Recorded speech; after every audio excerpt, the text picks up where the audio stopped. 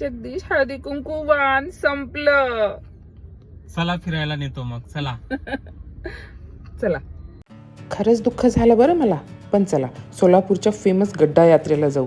थोडं लेट पण अगदी थेट. कारमधूनच ते लाइटिंग बघून सानिश अगदी एक्सायटेड झाला होता जाण्यासाठी.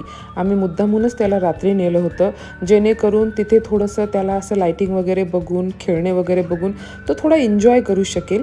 गर्दी होती नेहमीप्रमाणेच, पण प्रत्येक वर्षी काही औरच मजा असते याची. थोड्या वेळासाठी लाइटिंग गेली होती, आमचा थोडा मूड ऑफ झाला होता, पण लगेच आली लाइटिंग. आनंद नगरी म्हणून आतमध्ये एक एरिया असतो, त्यात कार्पेट वगैरे टाकलेलं असतं, त्यामुळे धुळीचं प्रमाण कमी असतं. मी थोडंसं सामान बघितलं, ॲज युज्युअल लेडीजचं थोडं बहुत होतं, छान वाटलं मला. मी थोडं बहुत घेतलं पण. त्यानंतर मी सानिशला घेऊन त्याच्या टॉईजच्या दुकानात गेली होती. तिथे त्याला बऱ्यापैकी टॉईज त्याच्याकडे होते, तरी पण जगदीशने त्याला घेऊन दिलं जे त्याला आवडतं ते. त्यानंतर थोडं बाहेर आलो, त्याला आकाशपाळणे वगैरे दाखवले, त्यात लावलेले लाइटिंग वगैरे दाखवले, सोबतच चांदूमामा आलेला आहे बघा, असं बरंच काही तिथे होतं.